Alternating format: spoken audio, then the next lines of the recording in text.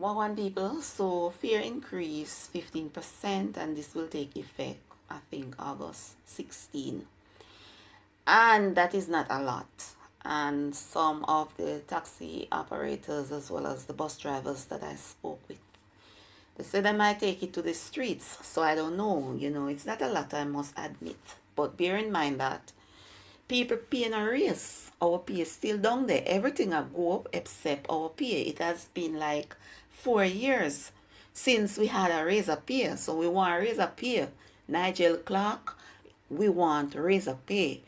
How are we to afford the necessities of life when we paying a raise and the prices of the something them a raise up every day? You tell me about it now. You better think about raising our pay. You understand? You don't want we to take it to the street. You understand? Think about it. That should be on the table next as soon as possible. As a matter of fact, raise a pay. We want to raise a pay. You understand? Yeah, man. Alright, so this conversation is very loud in Jamaica right now, and it is the testy confrontation between the new Maroon chief, Richard Currie, and the police officers. And if you don't know what I'm talking about, you can check out a video I already uploaded to the channel, to get the basic understanding. So, the Maroons, they normally live in a quiet life. I've never heard of them in any form of confrontation with police or anything like that. They're always in the news talking about their town, about their culture, about their celebration and so forth, but nothing like what is taking place, since this new Maroon chief, Richard Currie, took over, is in the news a lot. Attorney at law Linton Gordon is urging accompanying Maroon Chief Richard Currie to reacquaint himself with the laws of Jamaica, as the claim of Maroon sovereignty is false. This in the wake of a police raid on a ganja farm in Maroon Land in St. Elizabeth, and subsequent comments by Chief Currie that the Maroons are a sovereign people and that he reserves the right to defend his people, after the Firearm Licensing Authority launched a probe into reports that Currie had a shotgun during the confrontation. The members of the Jamaica Constabulary Force and the members of the Firearm Licenses Authority are not elected by my people. I am. In the cockpit country, we believe in democracy and the political freedom of the people. I do not seek permission to defend my people. It is my duty to defend my people, and it should be the duty of any leader to do the same. We are no longer in a time of bows and arrows and spears and slingshots. We're in a time of modern warfare, guns, bombs, and all manner of weaponry.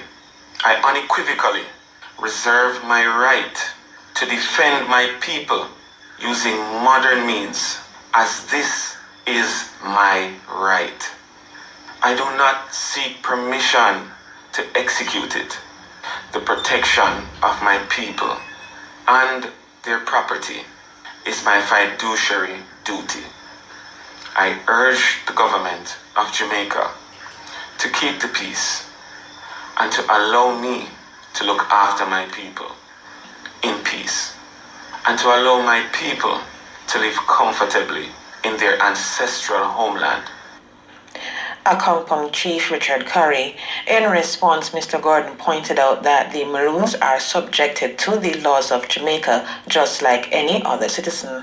There is no state within a state in Jamaica. The Maroons are subjected to the laws of Jamaica in every respect, and if the weapon, the gun he has in his hand, is a gun within the meaning of the Firearms Act, he was committing an offense of illegal possession of firearm. There is no act outside of the law that they are entitled to carry on there. There's a recognition of their rights to certain lands and their rights to be recognized as to how they treat with their land.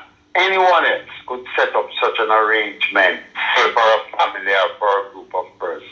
But to proceed to say say that he exercises jurisdiction outside of the laws of Jamaica. He doesn't, and the government should make it very clear to him that all the acts in the maroon settlements or maroon areas are subjected to the laws of Jamaica.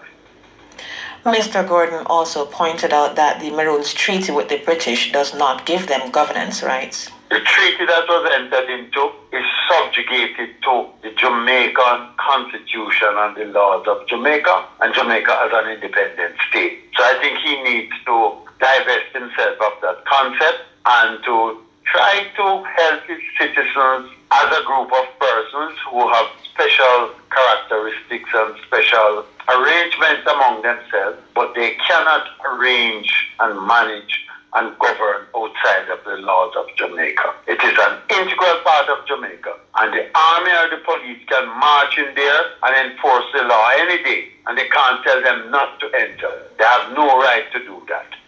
He stressed that ownership of land does not give someone permission to commit an illegal act. Owning the land does not give you a right to commit crime on the land, like any one of us. So, for example, if I own 50 acres of land, I cannot proceed to grow ganja on the land because it is my land. In the same way, even though the land belongs to the Maroons, that doesn't mean they can proceed to grow ganja without proper licensing because it is their land. They don't have the right for that. They are still subject to the laws of Jamaica. Attorney at Law Linton Gordon.